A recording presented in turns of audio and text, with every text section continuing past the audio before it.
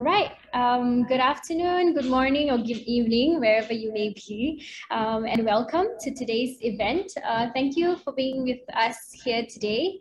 I'm Azra, the Assistant Community Manager at Parang & Co., an open innovation company. So we catalyze ecosystem collaborations and curate thematic communities to drive sustainable growth and impact towards achieving the UN SDGs by 2030. And in order to do this, we want to drive meaningful conversations with experts and industry leaders through our events and engagements. And align with this year's IWD, which celebrates a world that is inclusive, free of bias, stereotypes, and discrimination. We'll be zeroing on the topic of rural women and sustainable growth for our roundtable this afternoon. So I have with me 5 amazing and inspiring ladies who will be sharing their experiences of being in the field and how we can all play a part of breaking the bias. So actually, before we go ahead with the discussion and the roundtable, I'll also just run through a few housekeeping. So if you have any questions for the panelists throughout the session, please drop them in the Q&A panel below. If you experience any technical difficulties, we can just direct it to my colleague in the chat as well, Eunice, in the chat. So yeah, so without further ado, it's my pleasure to introduce our moderator for today and the woman actually behind my success in Parang & Co., Upma Arora, the Global Innovation Program Lead at Avery Dennison and the Executive Board Member of WOMAC. So Upma, over to you. Thank you so much. I am very proud of you, Azra. And welcome, everyone. Thank you so much for joining us. I am a little bit overwhelmed with the fantastic women we have on this panel. So I'm not going to take too much time because you have these experts and I really want to hear from them and the amazing work they're doing. The major key takeaway for me from this event and why I'm excited about it is that it's talking about the communities where it's far more complex above the ground and under the ground. It's, these are women who, if you look at the duck, right, very calm on the top and like pedaling away, that's what they do. And they're thrown at different cultural, financial, ecological, environmental, all the problems in one go. And they deal with them really well.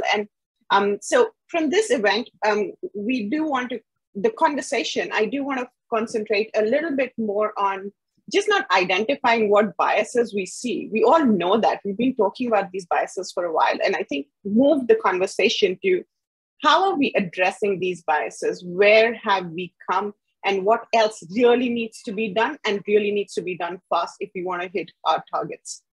So before that, let's get to some introductions. And I'll go with just as people appear on my screen. So hi, Shabnam, you seem to be the first one now. So can you just introduce yourself and say hello to everyone?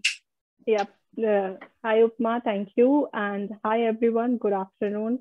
You're seeing me live from India. This is Shabnam Hussain, and I'm the cotton strategy lead for Corteva AgriScience.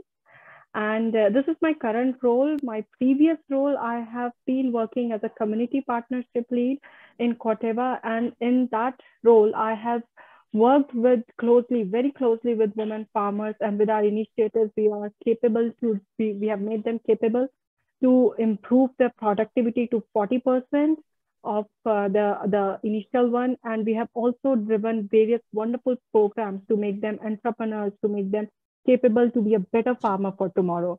So that's a brief introduction about myself, and more I would share my thoughts around the program later in the event. Thank you so much. Thank you so much. Hi, Lisha. Hello. Hi. Hi, Upma. Hi, everyone. Right. So hi, my name's Lisha. I lead a supply chain finance and technology company. I'm based in Jakarta at the moment. And what we do is work closely with different supply chains. And a lot of the work we do are in agriculture as well. We have some programs for women, which we'll probably discuss about that a little bit more later on. Awesome. Thank you. Hi, Nisha. Hi, everyone. Thanks, Upma. I'm Nisha Onta. I'm the regional coordinator for an INGO called WOCAN. Long name, Women Organizing for Change in Agriculture and Natural Resource Management. So you can see We work in the nexus of environment, agriculture, and gender equality. And our focus has been primarily on women's empowerment, women's leadership, especially rural women's leadership, integrating gender into planning, and of course, impact measurement as well. So I know I'll be touching on that quite a bit in our discussion later, hopefully. And for me personally, I'm right now in Nepal, but I was based in Bangkok for a long time. And just through the pandemic, I came home to Nepal. So I'm really excited to, meet new friends and, have a good conversation. So thank you so much. Thank you, Nisha. Hi, Vidya. Hello. Hi, everybody. I'm Vidya Paramita. I'm based in Indonesia. I work for Sinarmas Agribusiness and Food, so one of the biggest palm oil companies in Indonesia. So currently, I'm heading the Economic Empowerment Division in the company.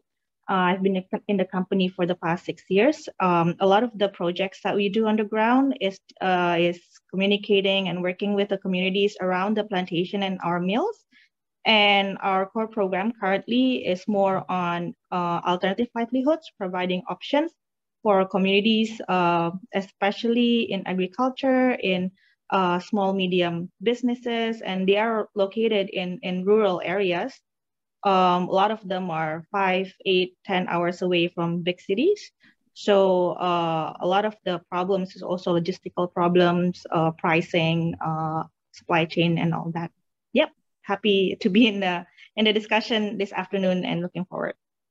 Thank you so much, Vidya. So maybe we'll start, kick off the questions with you. So, just to set the scene, could you, all of you, work with the women at the ground level? What are some of the key biases that you see, and how is your organization really addressing them and bridging that gap? Just if you were to just pick up one key bias and where the needle hasn't moved and really needs to move, and what are some of the programs that you guys are doing? So Vidya, did you want to start, considering you just finished? So I think from what I've seen, the key bias, two things. The first is skill level and the belief that women are not having the same skill level as men do, especially in agriculture, where a lot of the work is very labor intensive.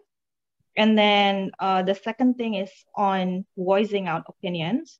In Indonesia, depending on the culture, there is a very hierarchical and very male-dominated leadership in the village, in every place, especially in workplace. But I mean, in rural Indonesia, mostly the head of the village, the people working in the village offices, people making decisions are men. And so having women voices heard and women needs heard is, I think that is a big bias that's driving a lot of the gaps. Yeah, and Lisha, where do you see, do you resonate with what Vidya is saying? Yeah, definitely. I think what she mentioned about voicing opinions, I think, that is a critical one. But the other one, I think, is also, I just also wanted to say, the biases for rural women is actually very similar to the biases for urban women as well. So what we always talk about is valuing women's time, valuing women's work. Those are things, and then this invisibility of women's work, that is critical. And then because it's invisible, nobody recognizes it and nobody compensates it, right? So it's true everywhere. So we see that. So even when we're having conversation with rural women, yes, we can of course the situation is different, but the main thing, what Vidya was also saying was it's male dominated places where we work, all of us are working, are in a male dominated space, right? So the biases are still there. And I think what we always try to work on is what Vidya was mentioning also, women's leadership. And again, what you said, Upma, in the beginning, let's not just talk about what is the bias, but also what can we do about it, right? So one thing that for WOCAN has been very critical is working with networks, working with cooperatives, women's cooperatives. We ourselves as a network, we have about 1,400 individual members in our organization from 114 countries. So we believe in networks and working with them. So that we've seen has a lot more impact in the ground level and the policy level as well. So that I see as like, as critical bias. Yeah. Actually, that's a really good point. And, that brings me to you, Shabnam. In your role at Corteva, you've been creating communities and, building those sustainable partnerships, which, I mean, being an Indian and having lived there, and my dad's a farmer, so I kind of understand the farming community. It can be quite critical and also difficult. So what are you seeing out there on the ground, and, how are these communities and partnerships working out for Corteva? So, I agree with on all the biases which are happening, and that's very true. The programs which we have been building, and we have been kind of creating with them with a thought in mind that they should be sustainable. That today we are working with a community, and tomorrow it should not be like after 3 years or 5 years. It should be a program should be self-sustainable. After 3 or 5 years, it can carry on its own, and we can shift our focus to different communities. So when we create the programs, we keep that objective in mind. And when we were doing that, and very important initiative was to create the farmer producer organization, and those are called the FPOs. They are actually the companies of the people or the farmers who kind of produce the same kind of produce.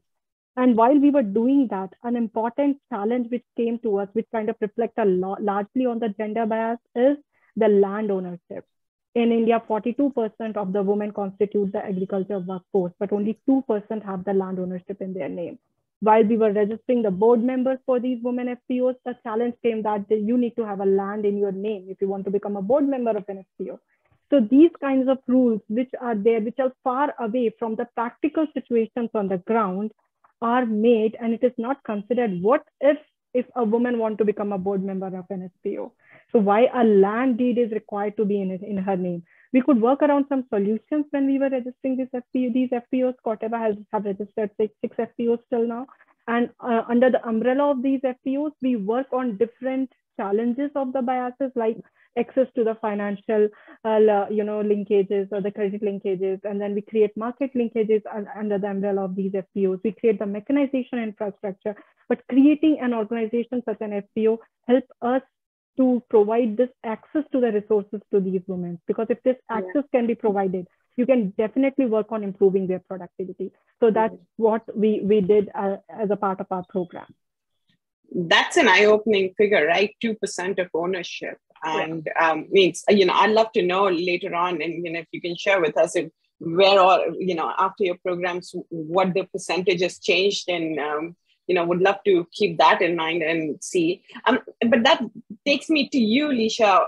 Very interesting, right? Like just at the start, when I was talking to you, I was saying that, supply chain finance, and especially, when I was looking at your profile, what caught me is like educating women around supply chain finance, and just educating women farmers around supply chain. I had not heard so much about it, and I might be, not the best person to know everything, but it was very interesting. So, Shabnam just mentioned about the financial resources access that connects to what you're doing. So tell us a little bit more, and how do you see that transition within the community when you're reaching out to them? What's the response been to your programs? So, I mean, it is true. The biases that we see are often social biases, and then we see culturally and, urban and rural areas, we generally find the same ones.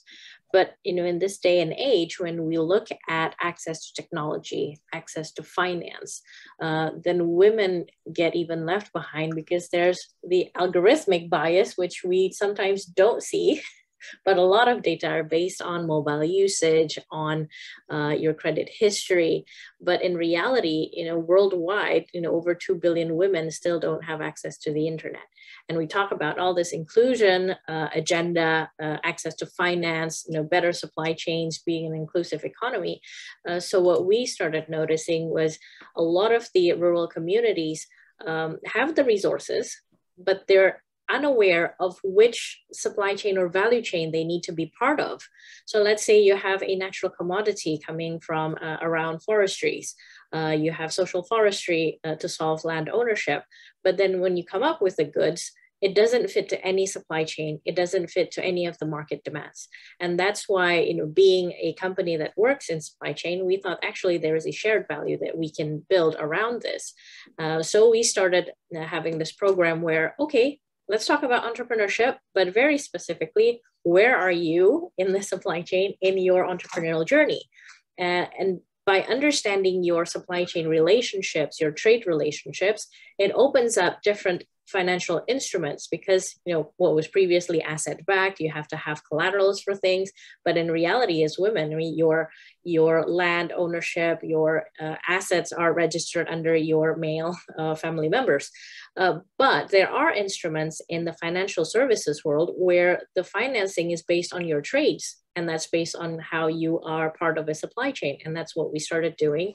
And luckily, we're backed also by different partners to launch a program teaching young entrepreneurs, women entrepreneurs on what supply chain means, where are you in the supply chain, and then how do you then go digital with the process, how do you get access to different instruments. And we try to empathize with women. They probably have to share their phones with their children now that people are studying from home.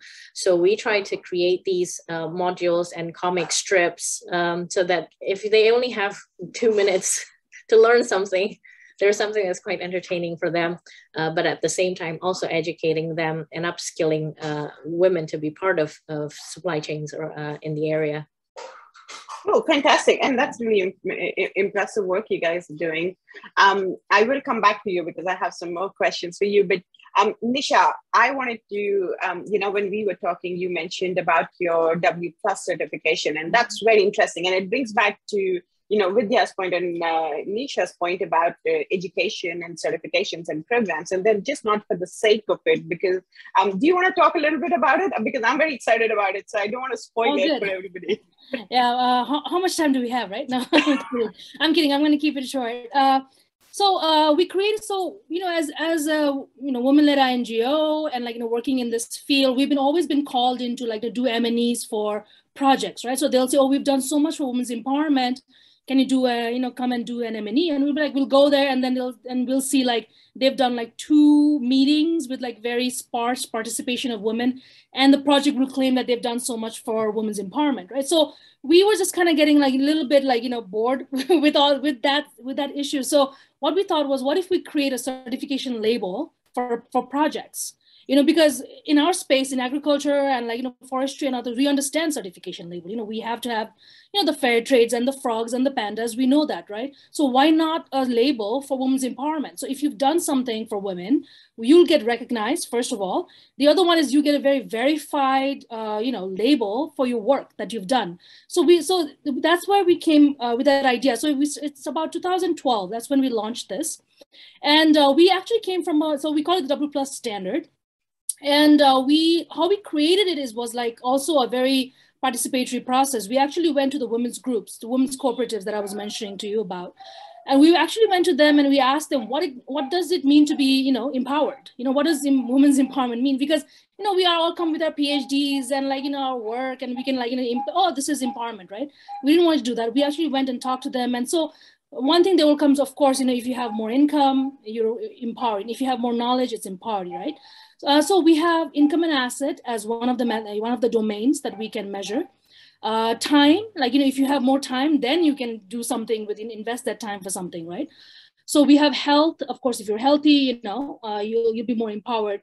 And then we have knowledge and education. And one thing that we hadn't thought about before was food security. And, so that actually came from our interaction with women farmers in Kenya. And we were doing this consultation when we asked them, what do you mean by women's empowerment? And they were food security. And we're how food security?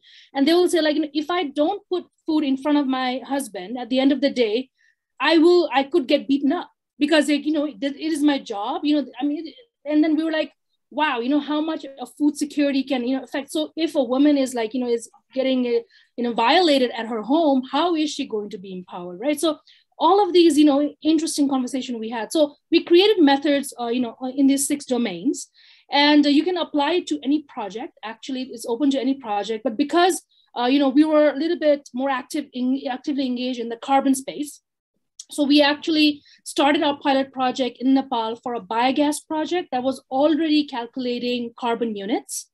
And what we found out was that this project, which was giving like this biogas digesters, I don't know if you all are aware of it, is like a small biogas digester that you can put in your house, and then it's connected to your stove, clean cook stoves, right? So that's why, you know, so you don't cut any wood in the forest. So what happens is like, you know, you are saving carbon, right? So the project was, it's a government-led project, and project was calculating how much carbon was saved, and they were actually selling it in the global market.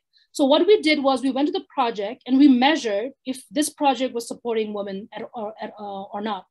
What we found was that they were actually saving 2.26 hours a day by moving from firewood to this, you know, clean energy. And it's not just the cooking time, you know, like, I don't know if you guys are aware, like, you know, people who work in rural places, if you cook in open fire, of course, you know, your utensils get blackened, you know, it takes time to wash and all that, you know, but if you have clean energy, even the washing time, even the cooking time, everything is, you know, it's shortened, right? So they were able to save that much time. So what we did was we calculated that. Because we were working with the carbon project, I don't know if you're aware with carbon units and other things, right? So we actually converted that into what we call double plus unit. And we aligned with carbon unit, and we tried to sell it with you know, the carbon as well. So we were able, I mean, the market is still growing for social units, right? Social units. So we were able to sell some of the units in the global market. And when we got the money back, we said that, you know, because the pilot project was funded by NORAD. It was none of our money, you know, it was like Norwegian money. So we said all of the money goes back to the women. So we actually gave all the money back to the women and asked them to do whatever they wanted to do with them.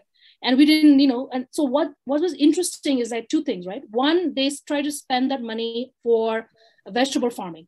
They said, we're going to do vegetable farming. And the second thing they did was, because it was a government project of like getting all of these biodigesters, not all of the women all of the household in the community was getting those biodigesters, biogas digesters, right? So what they did was they actually provided biogas to the families, households that were not able to access it through the government. So yeah, you know, so you can see like, you know, this amazing effect that can happen, just like, you know, giving them some cash for the work, recognizing their work, recognizing their time that they were saving from that, and then, you know, compensating them. So that is basically our proof of concept, right? So we were able to do that, and it doesn't have to, like I also wanted to mention, it doesn't have to be just a carbon project. It's a measurement tool.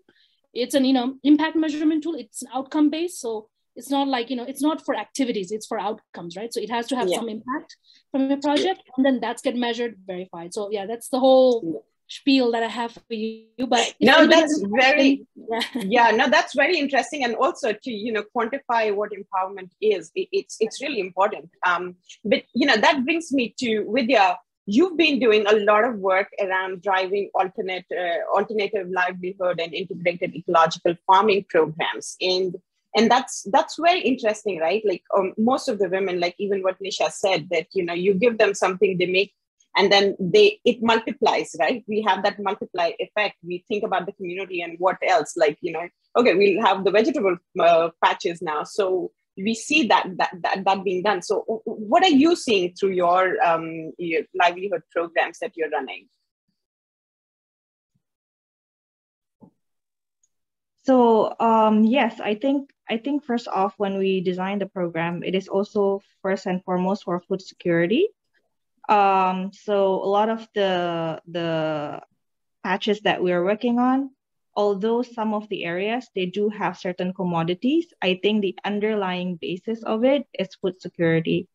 So they still have their vegetable input towards the family without having to buy from outside. And we have to remember that in rural areas like this, the price of vegetables, price of meat and so on is higher due to transportation cost. And sometimes during some seasons, they're not available at all, right? For example, in flooding seasons, in rainy seasons, they are scarce in those areas. And so I think food security is very important. And then I think as a multiplier effect, right? The confidence level that we can see rising up in this women, it's something that is important. It is not directly able to be measured in a lot of the measurement tools. But I think seeing firsthand that the ability of people to speak up more, to facilitate, to teach others, is rewarding and amazing, right? And then to have that confirmed by themselves, I think that goes into a lot of the multiplier effects that we are talking about, even though, as I mentioned before, it's not gonna be easily quantifiable. Yeah. Go ahead, Nisha. I just have, look, we can measure it. Like, we've been working in this space for so long. We actually have a measurement for leadership and even like education and knowledge. So like, you would not realize, like, even if you just done 2 trainings, like the amount of information that they can retain and actually use that can be measured. So we always say, like, there's so many tools that are out there, but I always say, like, we can measure it, we can quantify it, and then, give due where, like, all of these people are doing, right? So we really have to, like, we can do it, Vidya, we can do it together. Fantastic. I love this collaboration happening. Lisha and Shabnam, I want to talk to you both. We've been talking about all these skills upliftment and things like that. The other very important aspect, of breaking the bias is also access to finance. And now looking at access to sustainable finance, that's a completely different ballgame altogether. So, Lisha, you've been doing a lot of work around green finance, and you're dealing with different pieces of the supply chain. Where are you seeing where women are getting access to finance, not getting? Where are we lacking behind? What is the thing that we really need to move? Right. So I think with what we do with sustainable finance, there could be 2 different ways of looking at it. Whether the venture or the effort itself is inherently green. So are they reusing something, recycling something, sustainable materials, and so on? Or whether what they are doing is, traditional business, but they are improving the ways they do things. So they use alternative materials, they save energy, so they're converting the way they use energy sources, for example. And so with this, what we look into is also, now how do we then look at financing when it's at the end of the life use? So say, for example, the clothes that we wear. Previously it's okay, wear, and then at the end of it, whether you turn it into a tablecloth, into something else. But there are trends now where at the end of the life cycle, these new materials then gets converted into new raw materials. So there are companies in Indonesia, for example, that collect used clothes and then they sort by color. They then shred it and then turn into new yarns. So if we're wearing a lot of blues, it becomes new blue yarns. It doesn't have that solid blue color. It has a little bit of mix. But the thing is, well, when you see things like that, sometimes the financial instruments that are available do not cater to these types of costing. So like, how much is that raw material and how much is the cost of your processing? It's very different. When you start from a raw material, cotton, bamboo, all the natural fibers from zero, and your starting point is at the end of the life cycle. So these are some of the things that we start looking into when we talk about sustainable finance. And then also when we start looking into these financial modeling, there are some regulatory regimes, I would say, where the traditional way of banking doesn't necessarily apply anymore. And then when we talk about digital finance, that's another layer of difficulty, because then the women need to be aware that these solutions are available and that if they push a button, it would not be the end of the world and then suddenly they have like huge loans to pay. So there are layers in this financial access where we have to start empowering women, in the understanding of what finance means for the business, how these financial instruments can be accessed, and how it can then improve and open up new opportunities for them to do something new that previously may not have been a consideration in their day-to-day life. We still have a lot of homework, and that's why we work in a community and we try to collaborate with as many people as possible. Yeah, I'm going to come back to you on the homework. We should give everybody who's joined us some homework to do on their individual basis. But Shabnam, I'm very interested in understanding from you around Kotava. Kotava does a fantastic job of, looking at access to technology and access to finance. I remember, what caught my eye in your quote that you said was equitable access to resources for women farmers would increase productivity up to 4% and lift 100 to 150 million people out of poverty. Tell us a bit more about what are these programs that you guys are doing at Kotava? So so we are doing multiple programs, and when we do programs, when we strategize them, they kind of try to address the different challenges of being faced by the women farming community. And first of all is about the capacity building on the right agronomic practices. This is the first thing which we try to address, because when we have efforts working on that, it really converts or increases the productivity for the women farmers. In one of our projects, we were working with the maize farmers, and these women farmers were from the tribal communities. Their productivity increased from 1.5 tons per acre to 2 tons. And that is a good increase in the first year of intervention with them. And it is just with the right agronomic practices, with the right kind of technology support to them. When we say this, so women at the farm, what kind of activities they do? They kind of do the menial jobs of, seeding, or that's a very hard labor involved there. They do the jobs of, weeding or, land preparation, and all these requires a lot of physical efforts by them. And if we can help them by the mechanization infrastructure, because that is really going to save a lot of time for them. And apart from saving time, it is also going to help them to increase the productivity. It will increase the yield for them. So we have been developing the mechanization infrastructure with the help of agri-entrepreneurs. We call them the agriculture entrepreneurs. We train them, we establish them. They provide these services of mechanization to the women farmers on a chargeable basis. So we are developing an infrastructure there. And apart from that, another aspect we work on is developing custom hiring centers. So in these custom hiring centers, we provide the mechanization equipment on rent, and these custom hiring centers further align under the FPOs, so that on a very small amount on rent, the woman farmer can get, equipment and mechanize the land, which will help the productivity, which will help her increasing the productivity, which it will help her in, increasing the yield, in saving time, in saving the physical efforts. So all these will help in improving the livelihood of the woman farmer. And apart from that, the competency buildings, which we do along with the agronomic practices, we do the demonstration of how to use these mechanization equipment, because that's really very important. If they know what kind of seed drill is required, tractors may be available in the community, but not the right seed drills, not the right calibrations. All these are important technical topics in which our right handholding is needed from the experts. So in our community partnership programs, we provide these kinds of knowledge, we transfer these kinds of knowledge, and we help them with the financial literacy, because there are a lot of programs from the government which offer the finances for the farmers, but the gap occurs where the awareness level is so low that they are unable to access these credits available from the government.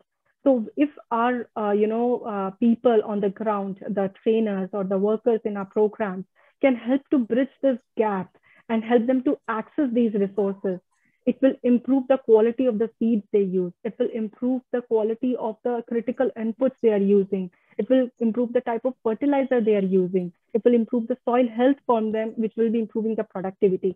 So all these efforts, which will help them to improve the productivity, which in turn increases the food security or increases the cash in hand for them and improve the livelihood for them. So all these are the efforts. Yeah. Fantastic. And that's very, very impressive. And I know it's not easy, right? So we do have some questions. So let me get to them, because otherwise I'll get carried away with my own questions. And I'll nudge all the people who are with us joining. Please feel free to write your comments or questions, and I'll try to get through to them, most of them. So one of the questions that's come, and Vidya, maybe you can have a go at this one. And more, I'd love to hear your opinion on, your experience within the palm oil expertise and, like the palm oil community, which is so, it's complex and it's often misunderstood. But this one is how persistent are gender inequalities present between smallholder farmers. And I'll add a another one to it with in the palm oil industry, in the palm oil communities, where are these inequalities and how are they dealt with? I think for smallholder farmers, a lot of the owners of the smallholder farms are obviously men. And so there is still a huge gap of inequality there in the industry itself. Actually, a lot of the work needed in the industry that needs education and degree is not a lot, right? So people working in the office, people working in the mills, they all need certain types of hardcore skills and degree, but a lot of the heavy lifting on the plantation is a lower skilled workers, and a lot of it is very labor intensive. So we have the harvesters, we have the upkeep, and we have also people trying to collect all the loose fruits. And obviously with those kind of works, a lot of the people employed will be men. And that left women with the work of upkeep and then fertilizing, which, posed another risk, health risk, and also collecting the fresh fruit bunches that are loose on the ground. So, I mean, that is a very hard issue to tackle due to the amount of labor and energy that you need to kind of do all the harvesting. One of the things that we have implemented, two things actually, to try bridge some of the gaps is, first of all, in all of the plantation and mills, we do have childcare. And so at the very least, all of the children under the age of 5 have a place where they can be and have proper supervision when the women are working. And then we also provide schooling up until junior high, right? So that is more or less taken care. And then I think the more complex one is having the women's group as part of the kind of labor union for them to organize themselves and to voice out what are the needs, health needs, more income equality and all of those. And it is easy to say that, we should empower them to do that. But I think the gap is still huge. A lot of these women unions that are formed are also kind of, I think because of the gap in education level, the gap in confidence, they are championed by, for example, the wives of the workers who are working in a mill and all that, and that creates a difference that creates another power imbalance. So even though they're all women, but they're also championed and led by people at a higher level of power. They're also not directly working, so they are the wives of the workers, things like that. So I think the setup is there, the implementation and the empowerment is, I think, the key question and the hard work that needs to be put in. But I think as a policy level, the setup level, the infrastructure, a lot of it is already there. The heavy lifting is really the implementation of all those. And also each of the regions will have different nuances how to achieve that. Yeah. But, well done on the childcare. It's so important. I'm a new mom and I totally understand. And we, as women, do take up a lot of emotional taxing and, like the emotional checklist that we have in our minds is far bigger and greater and it never finishes. But just very quickly, I'm conscious of the time. Lisha, You've been doing a lot of work around supply chain finance. So from that angle, where do you see? So look, the gender inequality exists, but what can we do to bridge this gap? Like if you were given one wish that if I did this, this would go away or at least close the gap, what would you do? I would encourage all of us to at least teach Google Docs skills to women, because you can access them through phones. It can then also make it easier for women to communicate formally. I think with finance, one of the challenges is in verifying that whatever you say is real, that it's verifiable. And the easiest way to do that in the current landscape is through technology. But if sending an invoice or even communicating like, please buy my 100 kilograms of bananas, and you do that only through voice or through WhatsApp, it is very hard for the financial institution to then justify that this transaction is real and therefore it can be financed. So if there's one thing that I would encourage all of us to do, if you see a woman in a rural area, just show them what Google can do. Or, not just Google, any other brand, but show them what the internet can do. Because then they can start looking at information, nutrition information for the family. They can start understanding what products are out there. There was one experience where the team and I went on the ground, and these ladies are sort of the business managers of their husbands' Iron Smith business. So at a household level, they produce agriculture tools. But then these women say, oh, I go to the market every day to sell my husband's products. And then I said, do you shop online? And they were like, yeah. And then we go to all these, A, B, and C. And I said, do you know that you can sell on them? And then she was like, really? You mean I don't have to go to the market? I can use my phone to do that? Yeah, so if you can shop, obviously you can also sell. But that is something that a lot of women in rural areas specifically don't understand, that the possibility is there.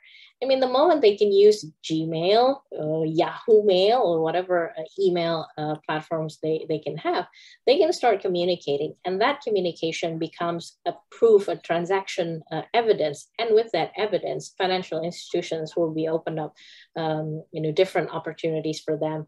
Even larger businesses who need to go into a business a contract with them will be able to communicate with them a lot easier.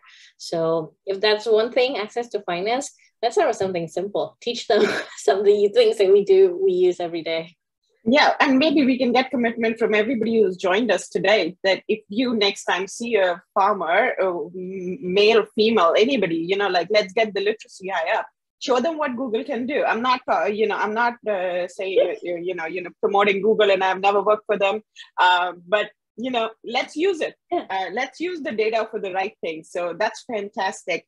I have two more questions. So first, just staying on this whole literacy part, Shabnam, I can have lots of opinions about literacy, and especially digital literacy within India, and especially around women.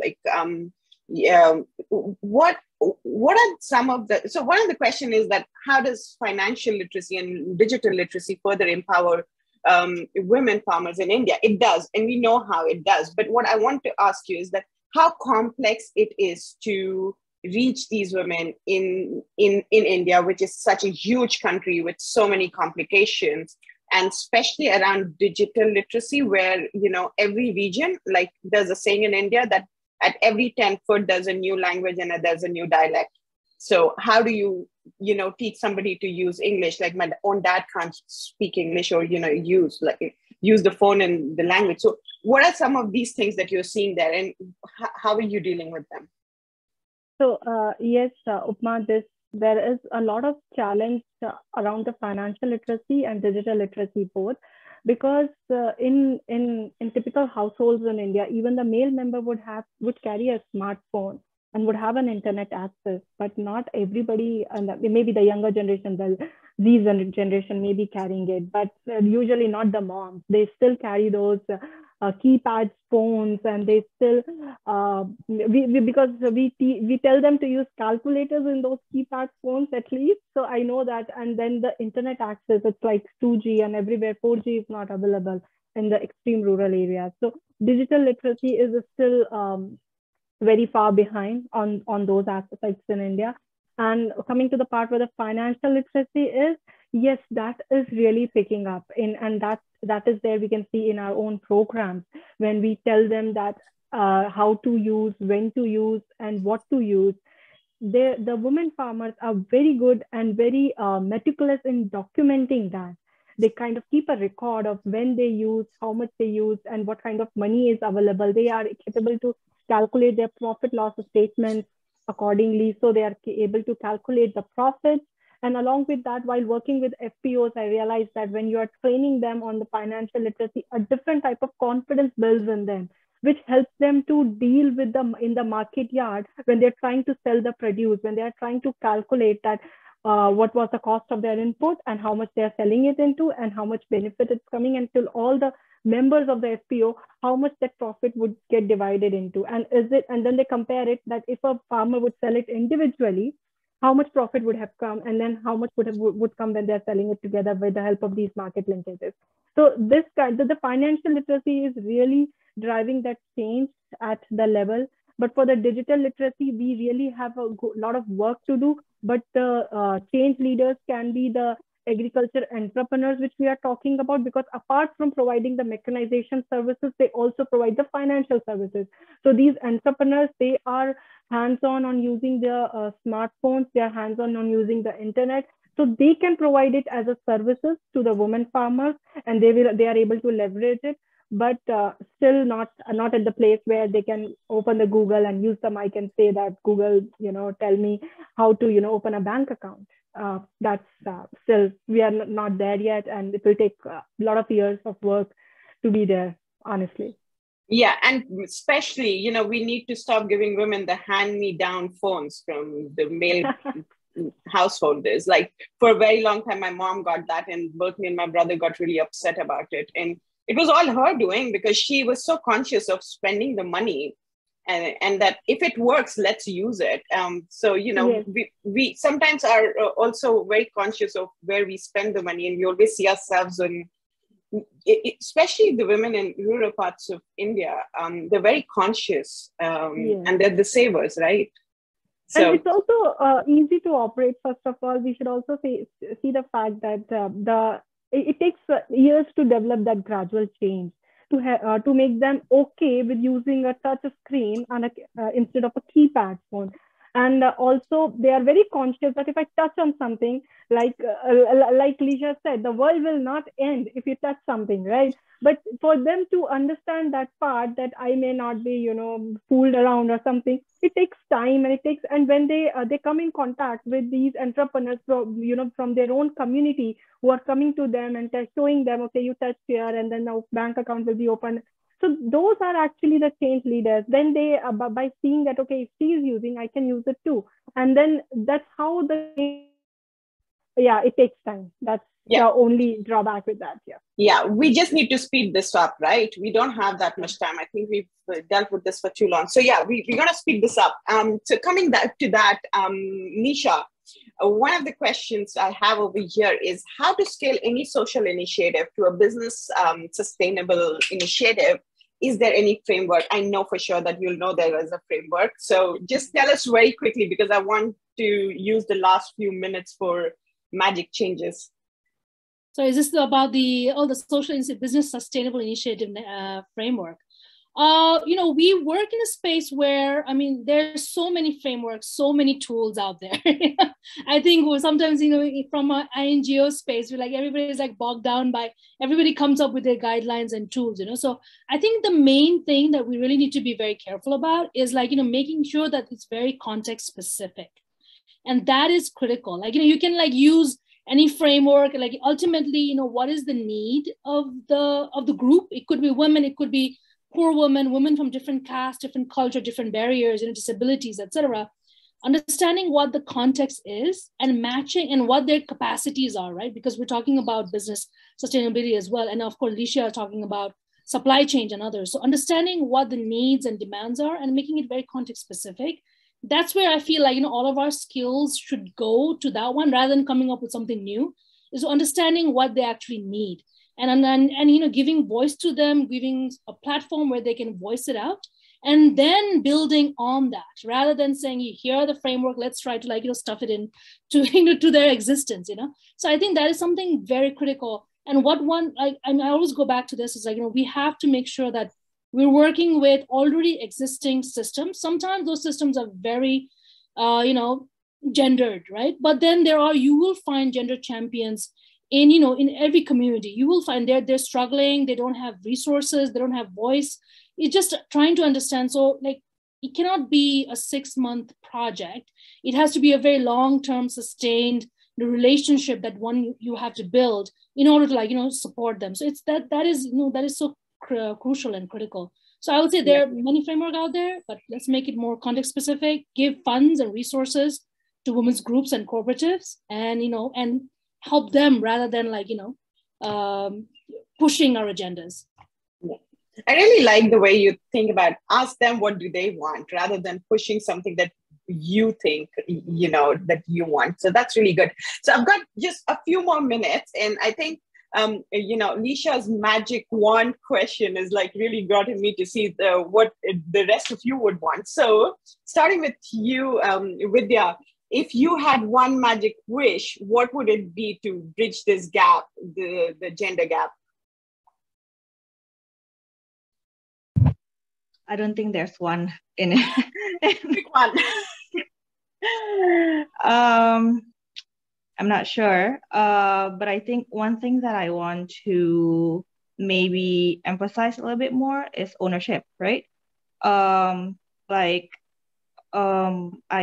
totally agree what Nisha said, that we should ask them, we should guide them, but not necessarily providing a certain program that is already prescribed or not. And I think one of the things maybe that is interesting, an approach that we've seen working, is empowering them to do experimentation. So I think that's related to the confidence level that actually, this is the area that the best. This is your home, and we can come up with any type of program. We can come up with the top seedling machineries, all the technical expertise and skills. But there are, specific nuances in your area. There's different type of soil, different type of climate. The climate changes all the time.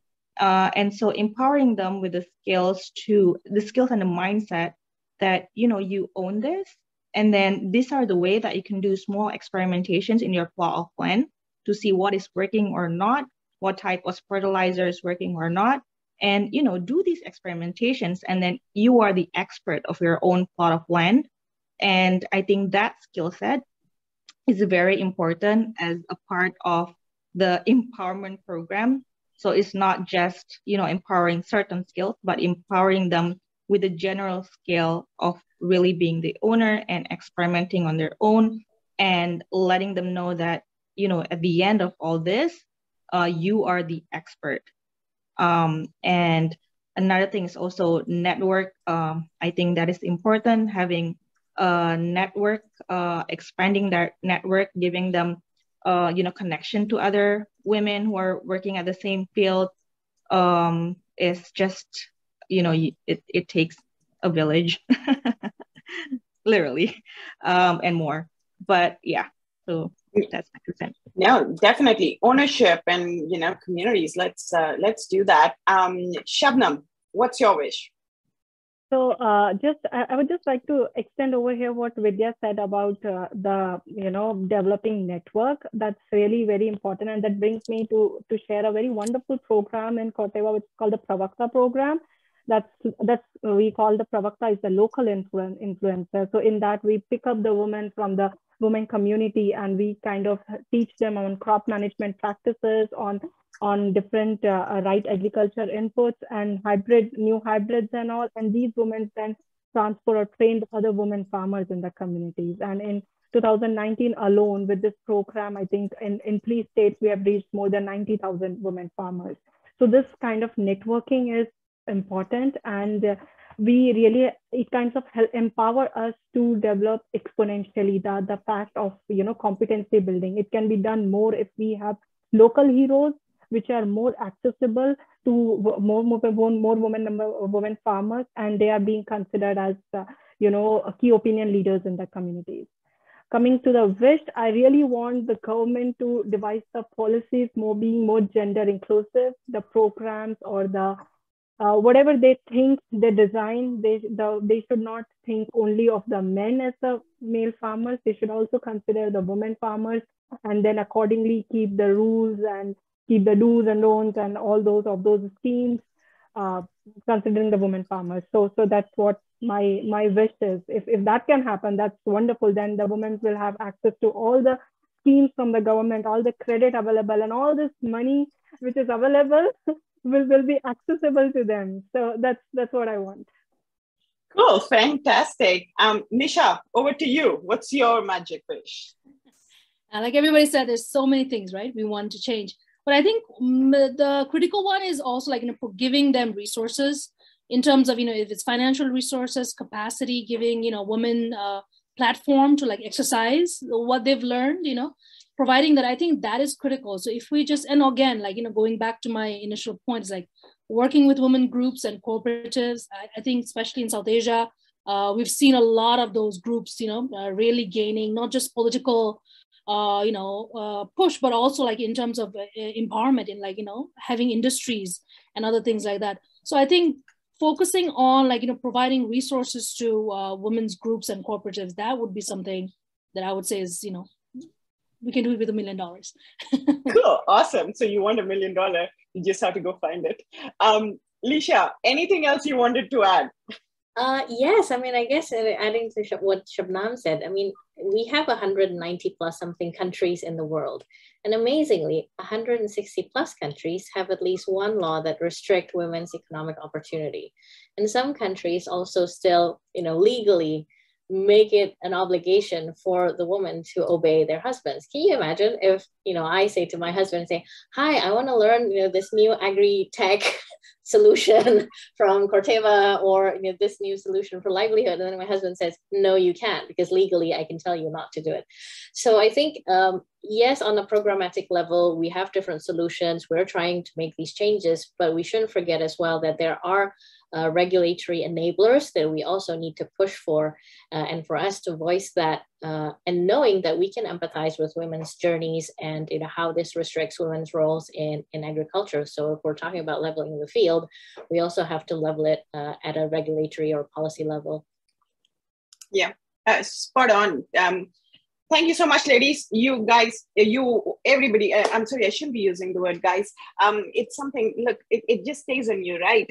So wonderful ladies, you've shared some amazing stuff, and, some of these hard-hitting ground reality facts. And I'm still thinking about the 2% ownership and, and to your point, like so many countries can actually tell a male counterpart that you can ask them not to, or to do something. I don't know how I would take that if my husband ever told me not to do something. But let's level the field, and let's level the field faster.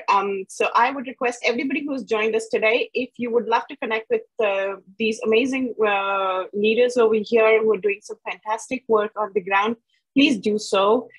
If you see any farmer, any women farmer out there, ask them, do they have a smartphone, and can they know what Google can do? Please, that's like the easiest thing all of us can do. And let's, let's open up our communities. Like, we need to connect with each other, not for the sake of connecting, but to move the needle faster. And, let's have the frameworks to actually hold all the organizations accountable for what is the empowerment that they're really doing, or is it just a ticking the box? We don't need any more ticking the box. We've been doing it for a very long time. So let's do it. And if you would like to connect with anybody, I have the wonderful Azra who would be closing up. So she would tell you what else to do. It was a pleasure speaking to all of you, and thank you so much for joining us. Azra, over to you. Yeah, thank you so much. Thank you. It was such an amazing conversation. So we will follow up with an email and the recording of the session in the next few days.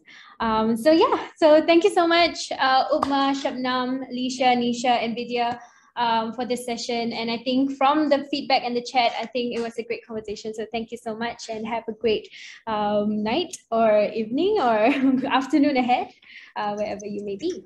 Yep. Thank you. Thank you. Thank you so much. Thanks, everyone. Yeah, thank you.